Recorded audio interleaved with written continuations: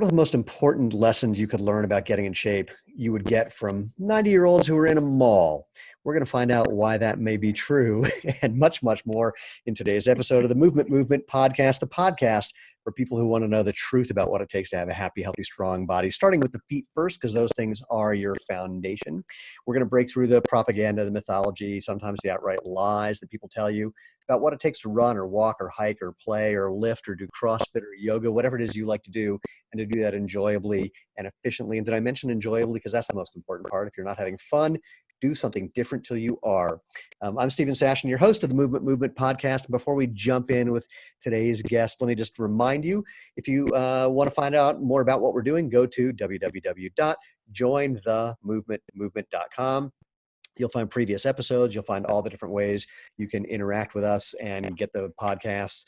You can leave comments, of course. If you have questions, drop an email to me at move@jointhemovementmovement.com. And of course, you can learn how to, like and share and give us a thumbs up or hit the bell button on YouTube. All those things you know how to do to spread the message, because I like to say it's a movement. We're creating a movement about natural movement, trying to help people rediscover that natural movement is the obvious, better, healthy choice, the way natural food is. And it's a movement. That means it involves you. So spread the word. If you want to be part of the tribe, please subscribe and let's have some fun. So, Courtney Conley, welcome. You are my guest of the day. Welcome. Now, before we jump in and exciting. talk about what people can learn from 90-year-olds in a mall, who the hell are you? What are you doing here? Well, you mentioned having fun today, and it is my birthday today, and I was thinking to myself, this would be fun. This would be a fun thing to do today. So thank you for having me on here. Well, here's a virtual candle, and you can blow it out. So, happy birthday. Thanks. Yeah, I'm a chiropractor. I, about 15 or so years ago, kind of started getting obsessed with the foot.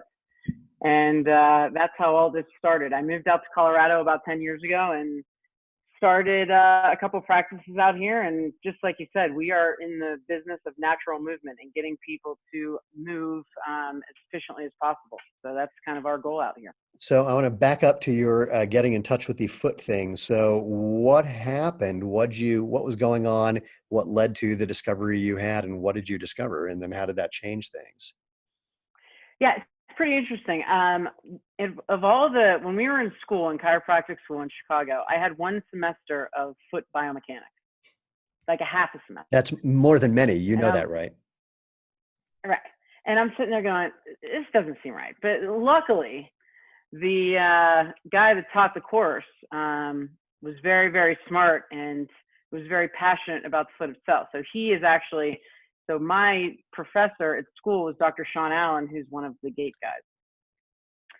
So I started going down that road. And then when I graduated, I took a course that was taught by a podorthist about making orthotics. Right. And then we ended up actually getting married. It's a great story. How is that possible that you would get married to someone whose job was to make orthotics? That's like. Well, we're divorced now. So. Please tell me it was over the orthotics. Well, that was one of the issues, no doubt. That's sort of like, it's the worst version of Look Who's Coming to Dinner. It's this is my fiance and he makes orthotics. Right. Like, Courtney, come on. What I'm telling you, it was crazy because when I moved out to Colorado, I worked in 2 different orthotic labs out here. Okay, so then clearly the transition from that to what you're doing now is not insignificant. So what was the wake up call? What happened that made you go ooh and ah? Well, I'm seeing patients out here, right? So, and that was what we knew at the time, 15 years ago, was if the foot hurts, brace it. Right. I mean, that's what we were taught. So, I mean, I had a grinder in my office. I was grinding orthotics, making posts. I mean, I was in it. And patients would get put in the orthotic. And about 3 months later, or however long it was, they'd come back with something wrong with their knee, or their hip, or their back. Their foot might have been, better, but then there's something else would happen. So Right. I was chasing symptom around. Right. And then with my own personal experience, because I worked in a lab, I had every kind of orthotic. I was in every type of orthotic, running in a Brooks. I think I started off the Cascadias on the trail. Mm-hmm. And I'm like, I'm getting hurt. Something's not right. So then I started diving deep into, let's see what happens when we pull patients out of these things. Well, I want to And pause. I want to pause right there, because that's the kind of counterintuitive thought for someone who had the background that you have that I'm really interested in. Like Irene Davis's version of this story was, she suddenly realized that when people were coming into their clinic, for every joint problem that anybody had, their goal was to get people moving as quickly as possible, as much as possible. But then it hit her, but wait, why are we doing the opposite for feet? So that was just a thought that kind of popped up, and that led to it. Was there, I mean, that little leap that you just described is actually a giant cognitive leap. Do you have any more insight into that? you know, I'm obsessed with watching how people walk. You know, it's an obsession of mine. And I always thought to myself, movement, especially gait, walking gait, should be very fluid. It should be very efficient. And then I'm watching these patients in these orthotics with this aggressive footwear, and I'm going, this, if on a very simple level, I'm like, this doesn't look right, right? Like, this doesn't look efficient, right? They're almost struggling. And, you know, you look at different views and it's, you know, you're walking on a cement block. There was no movement to the foot. So we were blocking lots of ranges of motion. And then they're coming back in and I'm seeing more losses of range of motion, right? So loss of range of motion of the first ray, at the ankle, at the hip. And that's kind of why I was like, this isn't working. So once you realized you were going to have to leave your previous religion, what was that experience like? Difficult. Yeah, I imagine. People become like, you know, you put a patient in an orthotic for foot pain, they're very scared to get rid of it because they think that this is, you know, what saves them. But you know, now they're coming in with other symptoms. So it was a lot of education. It was a lot of education, spending time speaking with them, saying, this is how the foot should function, and we're basically blocking it. Right. So, and we had to do it slowly. I mean, it was like, take the orthotic out for 1 hour, see how you do. And, you know, it wasn't a hard sell, right? Because it's like, okay, wow, my foot actually feels better when I'm not in all this stuff. Right. So then it was, okay, 2 hours. And then it was, now we're going to work on like foot exercises. And now we're going to do all these other things. And then before you know it, they're like, wow, not only does my foot not hurt anymore, but neither does my knee, my hip, or my back. It's funny. I had we had a potential investor who I was having a meal with, and he said, I can't invest in your company because, I mean, I can't wear your shoes. I said, really? Why is that? He goes, well, I've had plantar fasciitis for 20 years. I said, well, that's not possible. He's, what?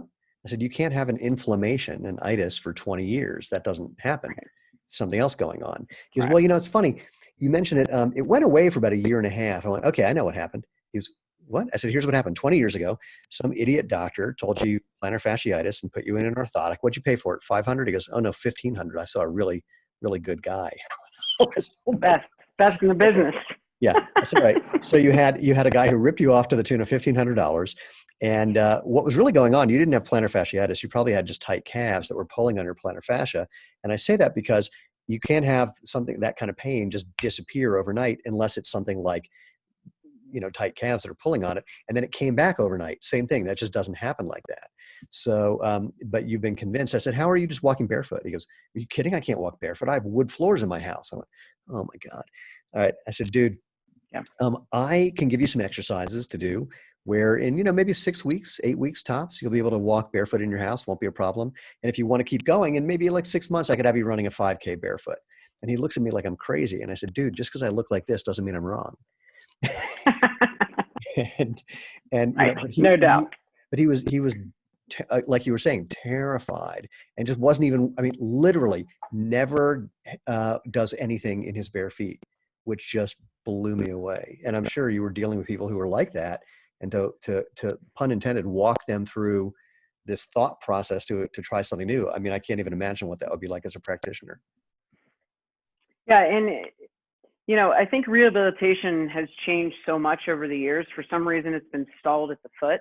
Yeah. But no longer, if we're treating a shoulder, we're no longer just looking at the shoulder. We're looking at all the different fascia and everything that relates to the shoulder. So the same goes down to the foot. I mean, the hip guides foot function. So that's the educational component, saying, it's not just about this foot. It's also the driver of the car, right? Like, we got to get the driver back in the car so we can get the foot to be stable.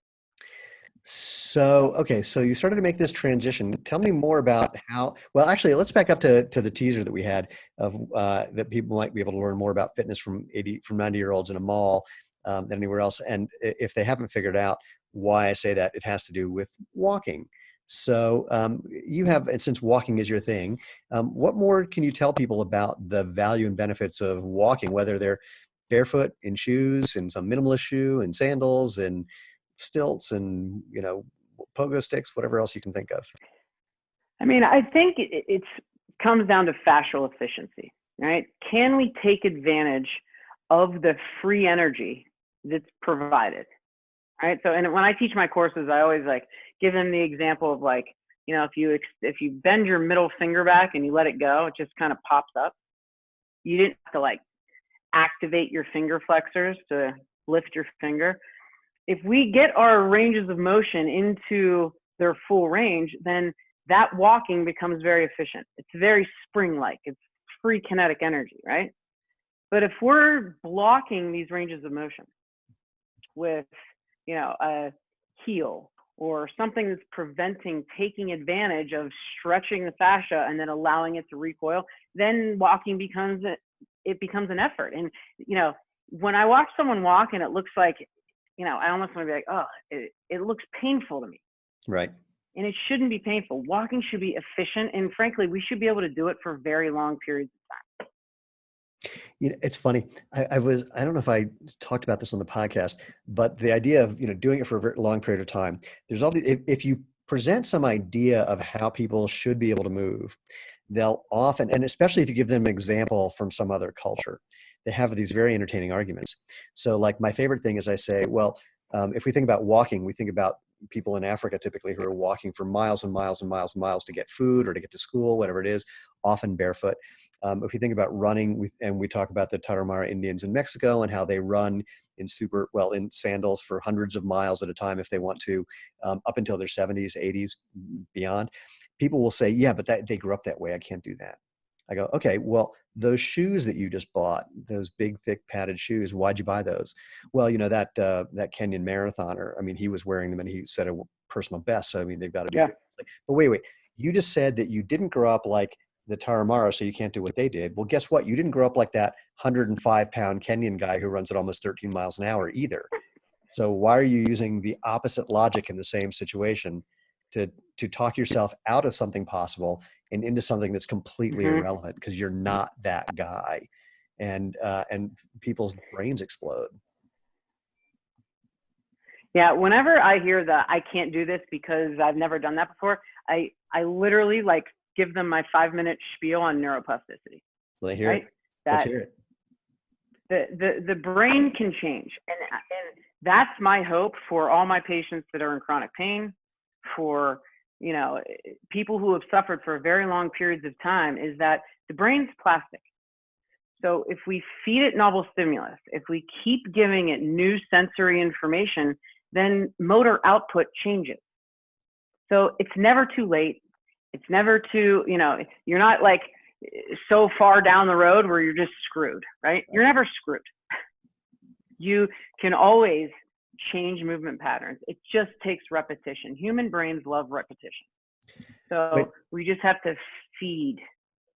When people are going through that learning process, that neuroplastic process, I have some thoughts about this, but I'll save them because I want to hear your answer. How do you guide them or walk them through the challenges that occur during that process?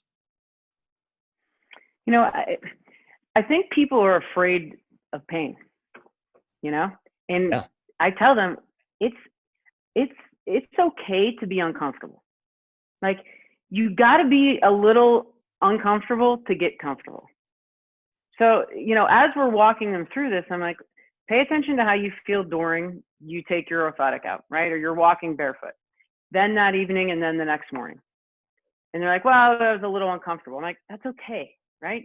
It's a new thing for you, right? So pain is not a bad thing. It's giving us direction for change. So as long as we can take these patients, right, and guide them appropriately and educate them, saying that you're gonna feel discomfort, you're going to be a little uncomfortable, then that's okay. You know, we're not supposed to walk around on pillows all the time. It's funny. If these people went to the gym, they would have no issue the next day. If they were sore, they would frame that as a good Right. thing. But when it has to do with feet, for whatever reason, actually I have a theory about this that just popped into my head. So I'm pulling it. It popped into my head, which means I'm pulling it out of my butt, but let's go with it. And that is, since we know feet have more nerve endings than anywhere but your fingertips and your lips, I think we're really wired to avoid pain in the feet because evolutionarily it's telling us something bad is going on. You shouldn't be stepping in that, shouldn't be stepping on that, something bad is nearby. And so maybe we're hypersensitive to that in a way that we're not to something like, my biceps are sore because I just did way too many curls. So that could be a part of it. There's another thing that I always tell people. It's like when you're learning a new movement pattern, the frustration, or what we call the frustration that you feel, is just your brain laying down new neural pathways, trying to break out of an old one. And so it's not a bad thing. But the other part is that you only lay down those new neural pathways after you give yourself a bout of uncomfortableness, of uncoordinatedness, of confusion, and then it rearranges. And the next time you try it, a couple days later, maybe you're suddenly better, even though you didn't practice. That should make people just like bow down with amazement. But instead, they just forget and just go, oh yeah, I guess I got a little better somehow. It's like, no, that how is the incredible part. You did something for 20 minutes that you felt was, you couldn't do. And then 2 days later, you're better at it. What? That's amazing. I know. And it's so awesome, right? Because I'm constantly like, I had a patient today, right? He's like, my feet get sore at night. So I take his shoes off. He's in like, I don't know what kind of shoe he's in, but it was like suffocating his foot, right? And I'm like, I just want you to lift your big toe. And he looks at me, he's like, I shouldn't be able to do that. Literally could not lift just his like right big toe. Right. And I was like, if I said to you, lift your right thumb, right? And you couldn't do that, you'd freak out, right? But down at the foot, for some reason, right? Like, so when and it happens all the time. And then when these patients come back, they're so excited. They're like, guess what I can do? I can lift my big toe. And I have to pump them up about it because, if I don't get excited about them lifting their big toe, then they're not going to get excited. So I'm like, holy shit, this is awesome. You're being their mommy. It's like he just said something, he just moved something, he just did something, like, no child has ever done that before. The parents react that way, but yeah, you've got to do that. And so it really is amazing. Just my favorite thing is when people take off their shoes and just start walking around and feel things in a way that's pleasant but still stimulating. They get so excited, and it's like, yeah, that's what your brain is wired for, is to get that information. And when it feels good, to let you know, keep doing that. And I'm always stunned for the people who haven't had that experience and love it watching when they do. Yeah, it's, I was reading a paper about this school, this preschool in the Netherlands, and they have all these kids outside, and they had little like, different materials where the kids were like playing on. Like one of them was grass and one was sand, and they all had their shoes off and they're interacting with their environment, right? They're outside. And that is, I have a 9-year-old, and I so wish that we could start to ingrain this type of work with the kids, because if we can get them started so young, so many problems would be avoided. I have a theory that to graduate high school, everyone needs to be able to do a cartwheel. It's like, you've got to learn. You've got to learn to do. if you haven't used this thing, I mean, I'm a former All-American gymnast, and so every now and then I have to do a handstand. I just feel the urge, I've got to be upside down. And it's Yeah. really helpful. Most people have no idea why that is or what that would be, but that's like a normal thing.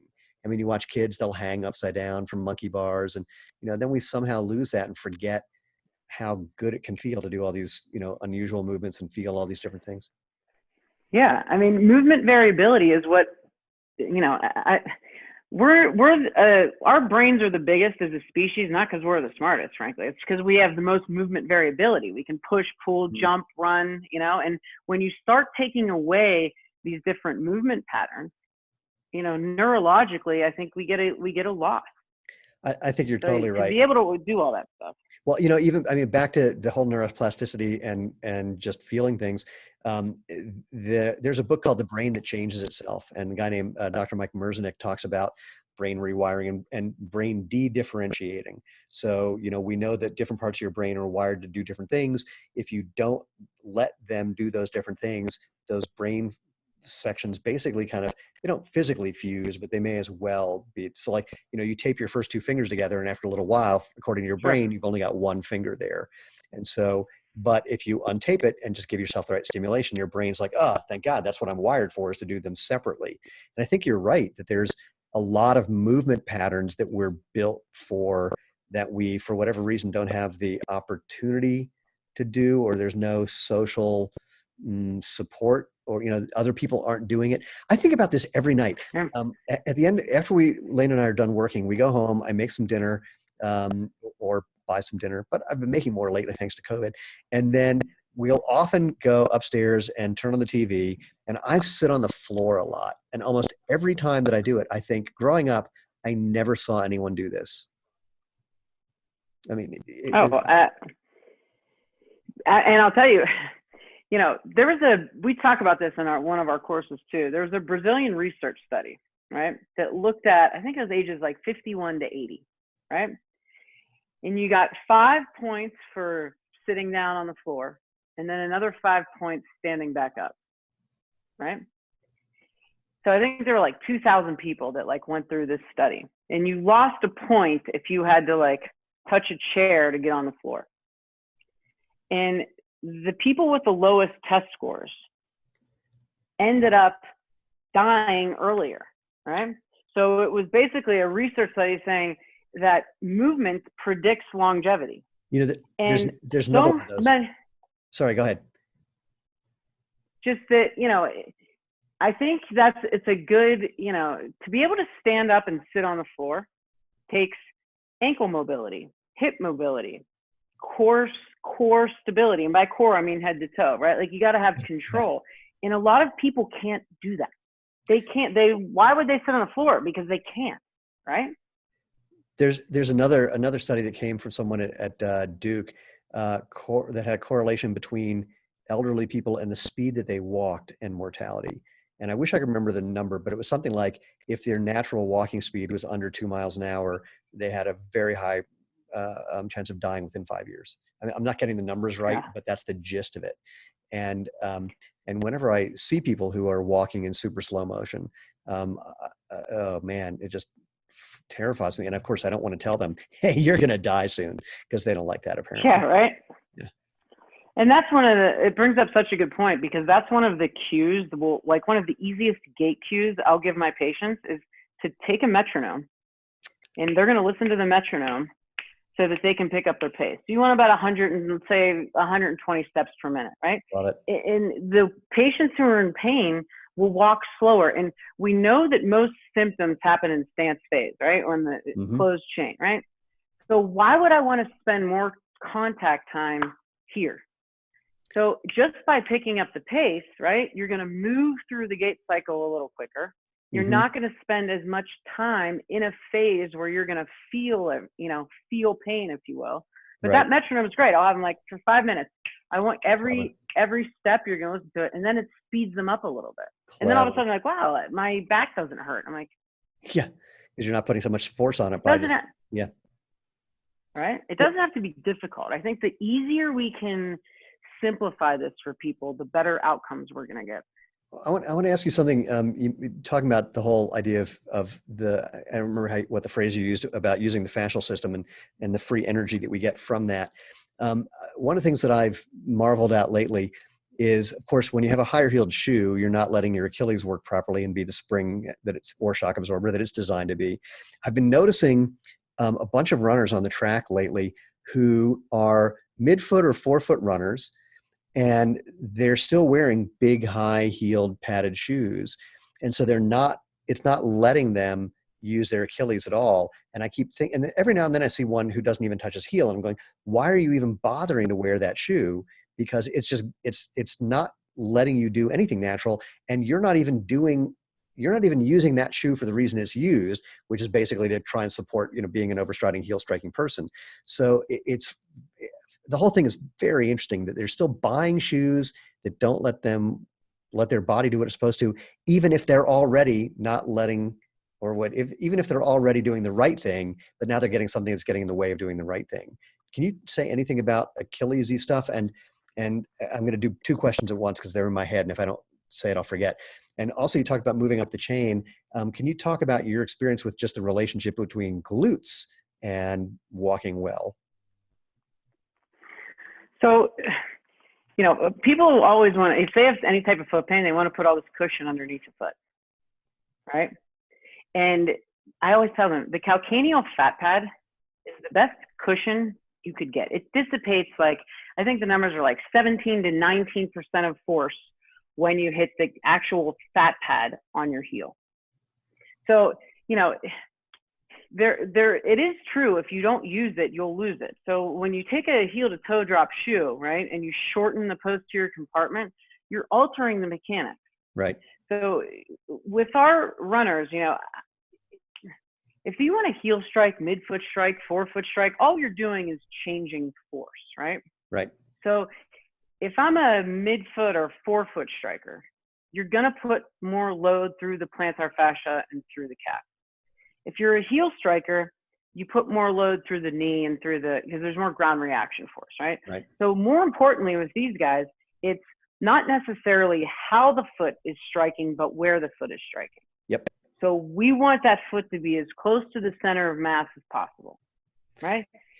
If you have a big old cushion underneath the heel, these guys that are saying that they're midfoot and forefoot strikers, I can probably guarantee you that towards the end of their run, if you were to video them, they will transition into a heel strike because,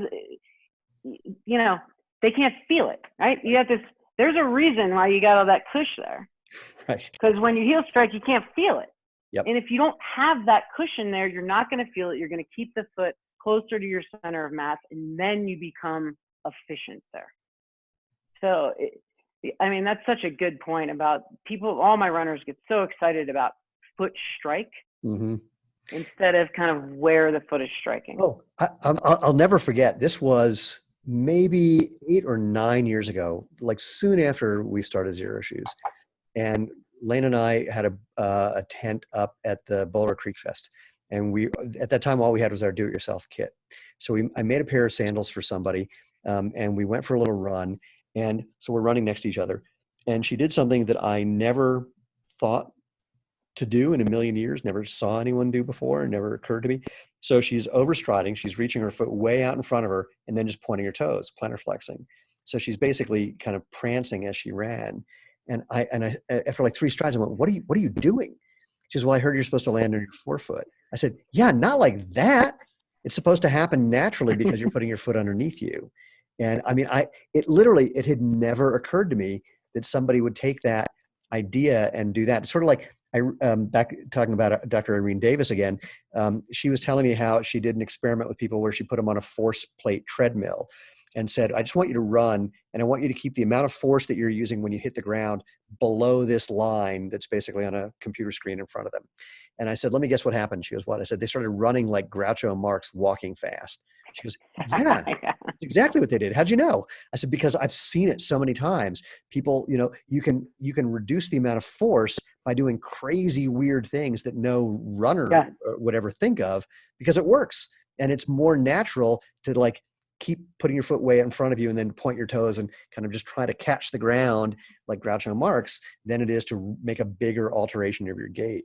And there's ways around that by giving other information, but it's incredible what people will think of that they think works. I mean, I've seen people who call themselves accomplished barefoot runners who run half marathons looking like Groucho Marx, and they're able to do it. They're able to successfully complete 13.1 miles, but they're not doing anything called running.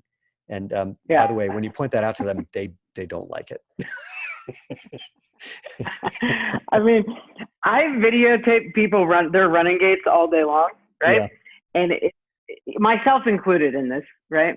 And you think you look a certain way when you're running, and then you watch yourself, you're like, oh, yeah. That's why a friend of mine has a line. He says, it's not as graceful as I thought it was going to be. Yeah. Well, a friend of mine has a line. He says, we'll never allow human cloning because the last thing you want to be doing is walking down the street and going, who's the idiot in the fat ass on those white shorts? Ah, that's me. Oh, man. No doubt. Yeah, that's another part that's intriguing, and I'm curious what your experience is working with clients this way. I found that a lot of people have, not a lot, some percentage of people have, let's call it bad proprioceptive skills at first. You ask them to put their arm parallel to the ground and they look like they're either, white nationalists or pointing to someone's toes. It's like, and I remember being a young gymnast, and part of the compulsory Florex routine was you had to just put your arms parallel to the ground before you did this move. And we spent weeks learning what parallel felt like. I've had people say to me, there's something wrong with your shoes because the rubber on the heel is wearing out. I go, well, you're overstriding and heel striking. And they go, well, I don't do that. I go, well, it's just friction. I mean, that's the only way things wear out is excessive horizontal force creates friction. So send me a video. And they'll send me a video where I see them overstriding and heel striking, and I'll have them watch the video with me. And I've literally had a half a dozen people say, first of all, take 20 minutes till they can see that they're overstriding and heel striking. I mean, I'm drawing lines on the screen and everything. And then I've had a half a dozen people say to me, yeah, but I don't do that. I go, this is a video of you that you made, sent by you. It's you. So what have you noticed when people are making this transition, and just, whatever other kind of cues you have to give them to help them kind of recognize what they may have been doing and learn properly what you want them doing instead? Yeah. I mean, I always say, like, I'll literally draw this pyramid for them.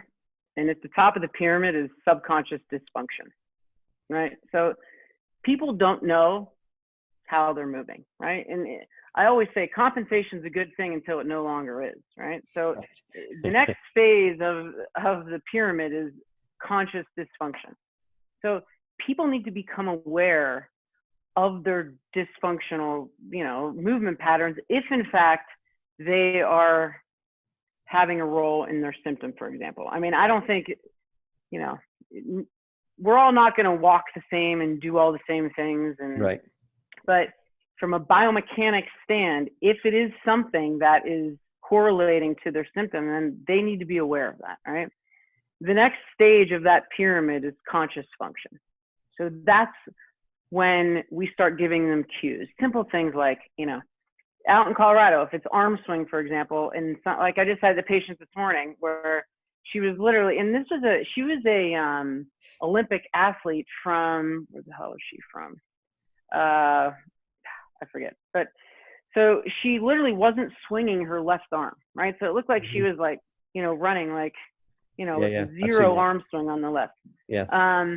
Once we improve the lower extremity mechanics, right, usually the upper extremity will kind of follow suit, but something easy outside. I'm like, go outside. We live in Colorado, take your ski poles and just start to facilitate some of this, but, I can't do that to my people in Florida, right? But bringing awareness to their, patterns, right, brings them into conscious function. And that's when symptoms start to go away, right?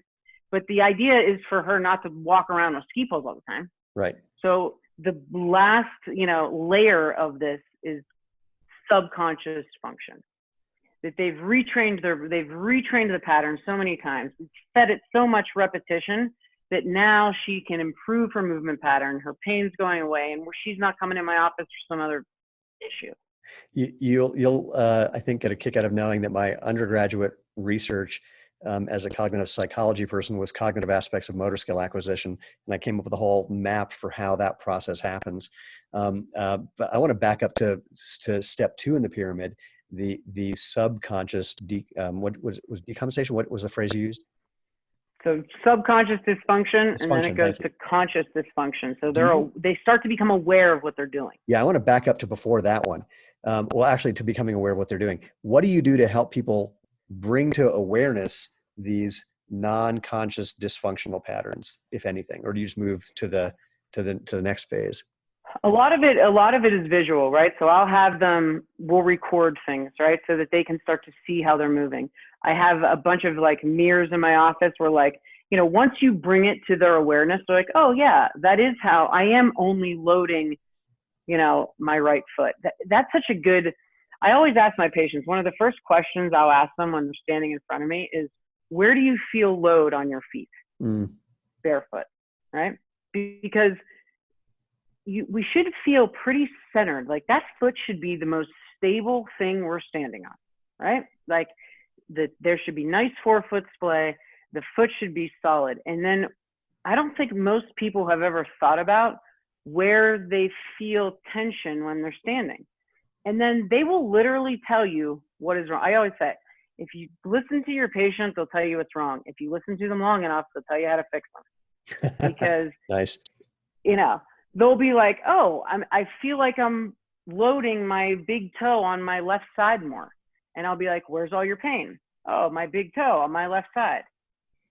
But the connection, right? So now it's like little things like that. It's simple awareness, right? Yeah. So then we'll just work on drills to have them change their load so that they can start to feel different parts of their foot and change that. Have you ever done something I love to do with people in that situation is have them exaggerate the dysfunctional pattern? Oh, right. Yeah. It's absolutely. Like, do more of that thing that feels wrong, because otherwise you don't know what, like if you just tell someone to land with their foot closer to their center of mass, like more underneath their body, they'll often do what they think is that, and it's, like barely anything because they're just so used to what they've been doing. So I'll have them like way overstride. I mean, make it crazy big or whatever the thing is, just so that they go, oh, or even on the functional side. I've done this. I haven't done this with anyone in a while. I'll have them lean into my hands. So I'll put my hands on their shoulders and lean into me. So they're like at a 45-degree angle. And I go, all right, now I'm going to run backwards and you run towards me. And I want you to stay at this angle. I want you to look like Fred Flintstone trying to start running, where your feet are just like spinning behind you. And I'll make sure you don't fall on your face. And then, and then they get used to that feeling. That's the exaggerated version. Their feet are behind them. And then I'll take my hands off and they kind of come back to normal. So I've become a really big fan of exaggerating both the quote, the negative side and the positive side, just to give people that, like we were talking about before, that breadth, that range of experience that they didn't have, that lets them start to find a middle ground. Absolutely. It's like when you get caught smoking, your parents make you smoke a pack of cigarettes in like one sitting. You're like, I'm never doing that again. So did you get caught smoking? Is that what happened? Well, I was a little bit of a wild child, but we learned some lessons, Yeah. I mean, you have somebody balance, right? I mean, even single leg balance. Yeah. I mean, it's amazing to me how many patients, right? We should be able to balance easily. Open, we use the vestibular system, visual, right? Proprioception, 60 seconds, no problem, right? But you have a patient who's loading their first ray more, and you have them balance, and they literally like tip over. So just having them feel all of this, right? Exaggerating those postures. One of the things that I think about a lot is that when things change slowly, we just don't notice them. And this is the fundamental problem. One of the fundamental problems I see with big padded shoes is the padding starts to wear out the moment you start to wear them. And usually, twice as fast as the shoe company will tell you that they do. But it happens slowly enough that we just don't notice that we just don't know. We never noticed, many people, that my favorite example, I was at the airport. There's a guy in front of me whose his shoes are like, the insides are totally worn out. He's walking so pronated, his ankles are practically touching the ground. And just because he's worn out the shoes. And so I pull up my phone and I start videotaping this. I posted this. This says a lot about social media. I posted it on Facebook and on Instagram. On Facebook, everyone's going, "Oh my God, I can't believe, he's wearing those shoes. It's causing all those structural problems. He hasn't noticed it. Got to get him out of the shoes and into something where he can align his body properly." And on Instagram, the comments were, "I can't believe you're body shaming somebody." It's like, body shaming? First of all, I only had the video from the guy's knees down. You don't know what his body looked like. Secondly, I'm shoe shaming. So but one of the things like I'll have patients do, because the more cushion in the shoe, right, they're going to wear it out. So if you take a pen, right, and you drop it in the center of the heel counter, right? Yeah. Like it's the easiest thing, and patients aren't aware of this, right? They'll be like, "Oh, this shoe feels fine."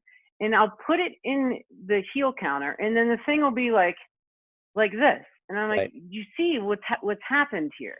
Right. So I'm like, "I want you to go home, take a pen, and every single shoe, put it in the back of your heel counter. And on a shoe that allows your foot to feel the ground, this isn't going to happen." Yeah, you don't get that big angle. Yeah. Yeah, no, well, and look, you and I and a number of our friends, we're all battling 50 years of propaganda and mythology and people thinking that that's just the way it is. They didn't have an alternative experience other than remembering when they were kids running around barefoot, or if they do it now, every now and then, I like running on the beach barefoot. Well, great. You can have that same feeling whenever you want. It's not limited to being on the beach. And it's also funny, like, I don't know if you've had this. I spend a lot of time walking around barefoot here in Colorado through the winter even. And I walked into Costco once a little while ago and they stopped me and said, "Is everything okay?" I said, "Yeah, why?" They said, "You're wearing shoes." I said, "Oh yeah, that's what I do for a living." But what's so funny is people think it's totally crazy here, but it's not totally crazy if you're doing it at the beach. So there's this funny kind of thing where just in or out of context, people will frame it totally differently. And sometimes I'll say that. They'll say, what? My favorite actually, so every Friday night, I go and pick up pizza for me and Lena. And back in the days when there were lines where people actually went into the store, Right. every now and then there'd be some kids, like little kids, like 4 or 5 years old. And they'd see me and they'd say, "Mommy, he's not wearing shoes. Why is he not wearing shoes?" And the smart parents would say, "Ask him." And they'd ask me why I'm not wearing shoes. And I said, "Well, do you like when you're not wearing shoes?" They say, "Yeah." I go, "Me too." And they go, "Oh." Yeah. Easy enough. That's what I'm saying. Keep it simple. Yeah. Have you ever been to the beach? Yeah. Do you wear shoes at the beach? No. It's just like being at the beach, but the sand's a little harder. Oh.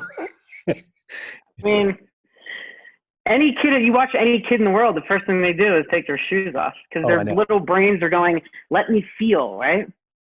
Oh my God. Yesterday, we've been having socially distant picnic brunches on Sunday. So we go to a park, everyone brings a little picnic. And yesterday, it was great. Someone came yesterday who was visiting, and he's basically kept his kid either barefoot or in minimalist shoes his whole life. And this kid's about 8 or 9, I think now. And he went to play with some other kids. They had bikes and he didn't have a bike. So he was just running with them. This cat had impeccable form. It was perfect. It was beautiful. And just because he'd never been in real shoes. It was awesome. I mean, that's why I'm just so passionate about educating on, because the sooner we start with this, the sooner that we can get the word out about this and we can get the kids in, allowing their foot to function. Yeah. The amount of problems are going to be, it's going to be a massive piece. Yeah. Well, again, I'll bring up Irene for the third and umpteenth time. Her line is, if we got kids just wearing minimalist footwear, truly minimalist footwear, in 20 years, we wouldn't be treating adults for the billions of dollars of problems they currently have. 100%. 100%. In fact, we were at the International Footwear and Ankle Biomechanics Symposium, and she said, if we got kids just wearing these shoes, in 20 years, this event would not be happening because there just wouldn't be enough demand.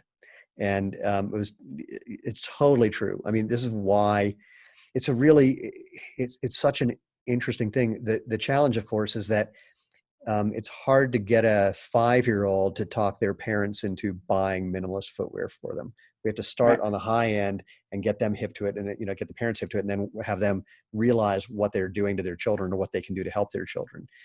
So we've got our work cut out for us. But I mean, the good news, and I'm sure you've experienced this, and I'd love to hear you say more, is that once people get hip to this, once people start having this experience, it's so life-changing that, I mean, they of course become boorish at parties because they want to tell everybody, and people get tired of hearing it. But it's such a big deal, and it's such a palpable experience. You can't go back. I mean, I see it every day in my office, yeah, every day in my office, which is why, like, I'm so grateful to do what I do, because when patients come in and their lives literally change because yeah. they've been in pain or they're chasing symptom around, and it's so amazing to see when they can start enjoying themselves because they're not running around in pain. No, And one of my, go ahead. it's just it's always amazing to me because when we transition them into footwear, right, that allows the foot to function like it should, so we always say the same thing: feels a little big, but it feels really comfortable, right? And it's like, well, just wait a little bit, and then every time they come back like, I can't wear my other shoes. I'm like, Yeah. I know. It's one of the things we've been hearing during COVID, and I think one of the reasons that we're getting more attention is people are spending more time in their house and often taking off their Yeah. shoes, and their feet are changing, and then they go to put on their shoes to go out to the first time in a couple months. It's like, these things don't fit anymore. I got to go find a wider shoe all of a sudden, which is awesome. So it's There have been some definite benefits of COVID, and I have to agree with you on that one. That is one of them, because so many of my patients are like, I've been barefoot so much more, everything feels good. I'm like, oh. Yeah. No, it's great. I'm really curious to see how that continues to play out. If you had to, so I'm going to talk, or let you talk more about just sort of what you do beyond just seeing individual patients. But before we jump into that, if you had to give someone who, I don't know if they had, if they had some specific symptom or not, but if you meet somebody at a party and they ask you what you do, and rather than explaining what you do, if you wanted to give them the world's simplest experience, what would you do? I know I'm putting you on the spot when I say that because it just popped into my head as a intriguing thing to ask. I mean, I think the easiest way is get people to move better. And so what would you have? Be consistent and get. So I'm going to give you two examples. So one is, you're at a party, if you remember what parties are. And so someone asked, I dream about them. Yeah, I've heard. I had someone call me today, and I said, "Look, I've got a meeting that I'm going into in a bit." He goes, "My apologies. I just haven't talked to a human being in so long that I know I'm being a little long-winded." I said, and we're getting that a lot too. People are just desperate for contact. But so, all right, you're at one of these parties that we all remember. Someone asks you what you do. You say, all right, look, rather than telling you, I want you just to try doing this. Can you think of this that you would let them do or have them do? It's funny because if you talk to all my friends, when there were parties, I would always be on the floor, because by the end of the party, I'm like on the floor, on my stomach, like holding someone's foot, they're like, oh, there's Courtney again. She's on the floor. But, little things, right? Like people, when we teach the classes, right? Like if you were to take your shoe off, you should be able to lift your big toe, lift your foretoes, lift all your toes and spread them and reach them forward. You should technically be able to do with your feet what we do with our hands. And that's a good party trick, right? Everybody take their shoes off and just try to like lift your big toe. And, you'll see everybody's brains going, right? Like their fingers will start to move and, and because they're like, I'm trying to lift my big toe. But if you can't do like those types of, basic foot awareness drills, then you got to start saying, well, I wonder how I'm interacting with my environment if there's this much of a disconnect between what my brain is telling my foot to do. Mm-hmm. I like that. I'm glad you qualified that you weren't lying on the floor, because back to your wild child days and you were just drunk on the floor, because that's not helpful. I mean, it could be rewind that way. Yeah, it might have been helpful, just not entertaining, just not helpful. And so, all right. So let's say, all right, you're not at a party, you're not on the floor, and you're having the same conversation with someone on the phone. It's the same thing. It's like, can you move your feet? It's a good one. It's funny. I mean, back in the early days when the barefoot thing was starting to take off, 2009, 2010, people were there was a lot of questions like, what do I need to do in order to do this? And people were coming up with exercises or tests or drills. Like, you need to be able to do this before you can run barefoot. Now, I've got a spinal problem and I couldn't do any of those things, but I was able to run successfully without a problem. So I think there's an interesting, what's the word, kind of a Venn diagram of things that you want to be able to do, ideally, that you should be able to do, versus having people think that there's something they need to do before they can start making this move into natural movement. And I haven't really thought much about the difference there or how to snap people out of that. But it's so interesting to me that people think that they need to practice something or master something before they do something so natural. It's just like, take off your shoes and go for a walk. Yeah, and that's in keeping it that simple, right? Because it really is that easy, right? I think I thought of the exercise to do because it accomplishes two goals with one motion. Although people could do it on their own, but it would be more fun to do it with them. And I would say, why don't you come with me and let's go grocery shopping? Because whenever I'm in, especially at the grocery store, I'm almost always in bare feet. And ironically, the places that I've never been bothered, no one's ever stopped me or asked me anything other than saying, hey, that's great. Or I hear that's good for you or something like that. I've never gotten any negative comments at King Soopers. Some people would, it's part of the Kroger chain here. Whole Foods, they bug me every time. My line is, Whole Foods, they don't want you barefoot, but it's okay if you're breastfeeding your dog. So, no doubt. But it's like, go grocery shopping with me and walk around barefoot, because you'll see that no one cares. If someone looks at you really weird, that's probably a good thing. The frozen food section on a hot summer day is the best. The produce section, when the mister goes off, awesome. It's like the adult version of running through a sprinkler. And then, so you get to feel really interesting things and do it in a way that, you would normally be embarrassed by. But if you're doing it with somebody else, then, there's a little permission. And it also just kind of opens up a sense of possibility of what you can do. I like when people say, well, you can't be barefoot in here. I go, really? How come?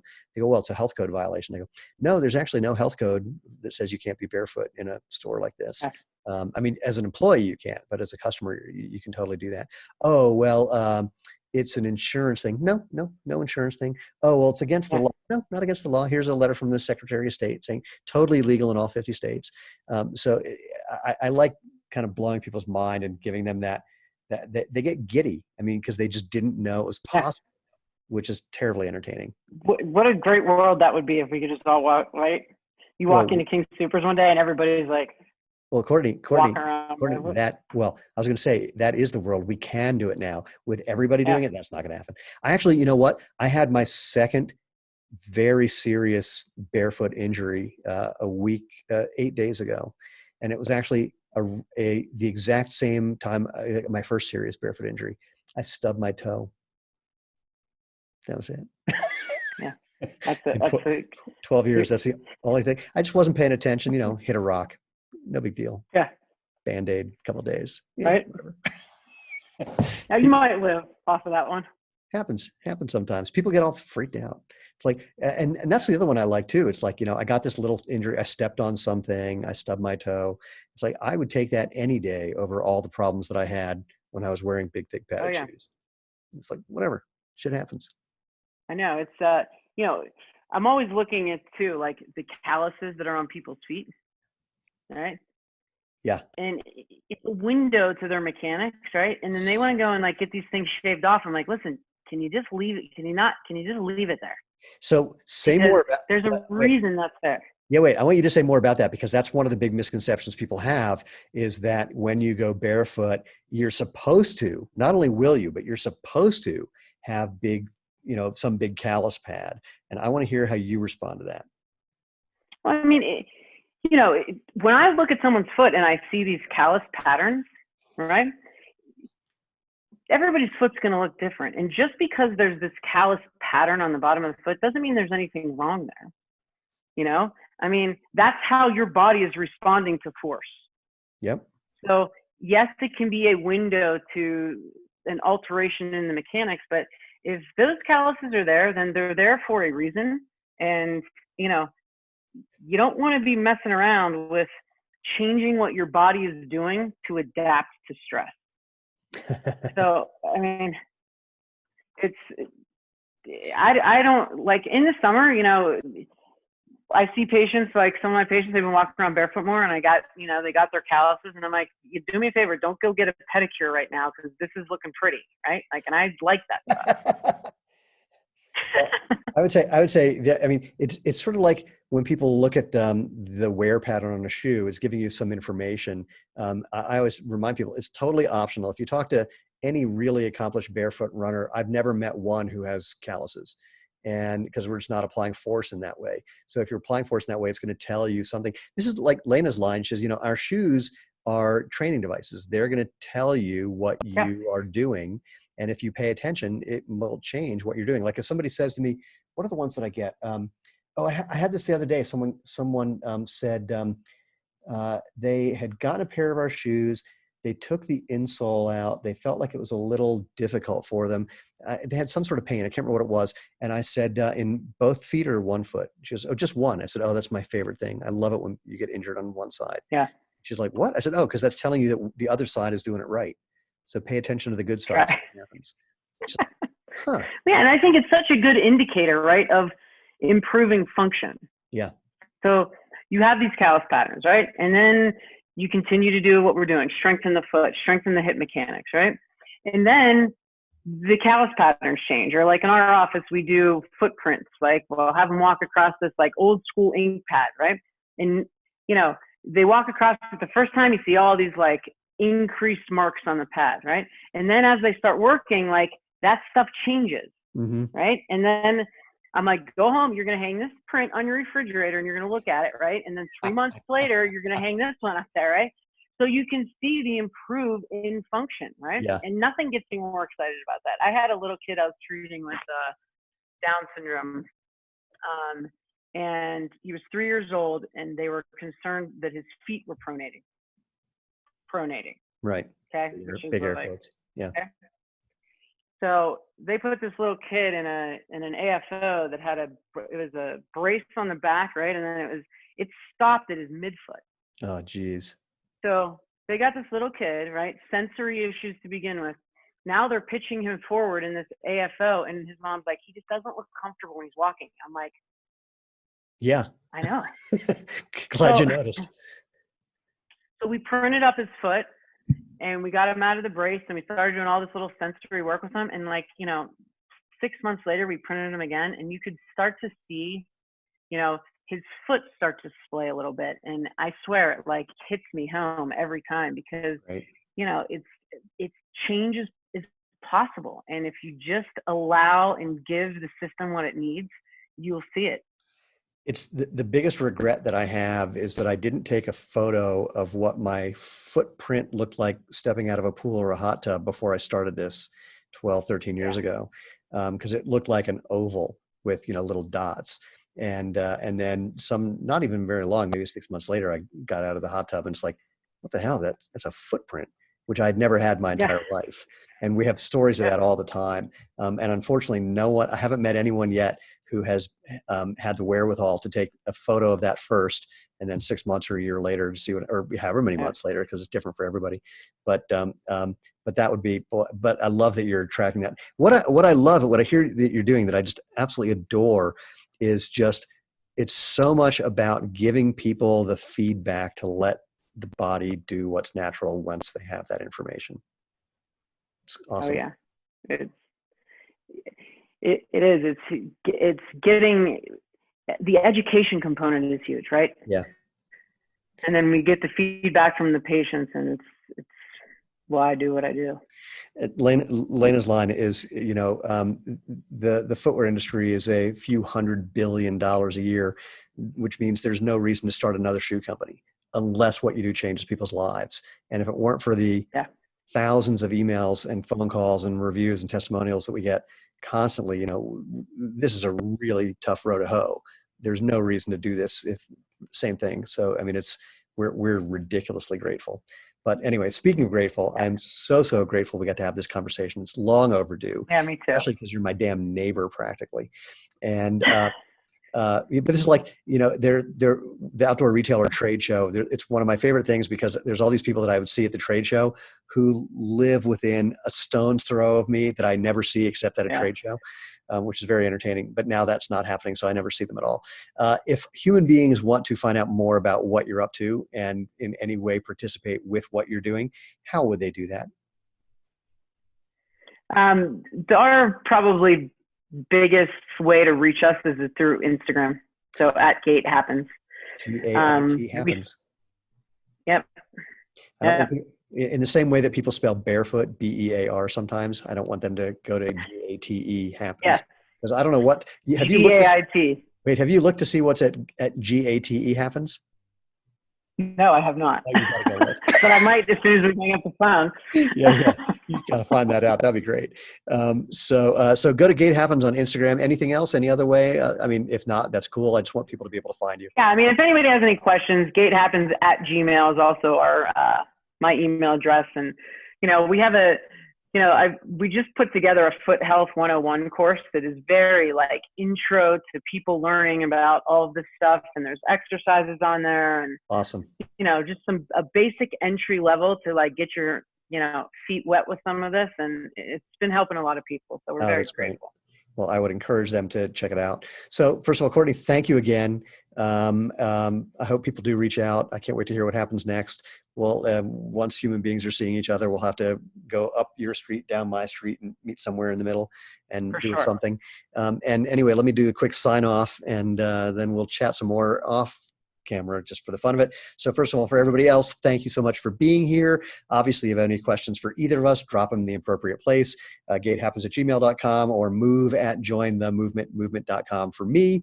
Again, go to www.jointhemovement to find out previous episodes, find out what's going on, be part of the family of helping people discover and rediscover that natural movement is the obvious, better, healthy choice, just like natural food is.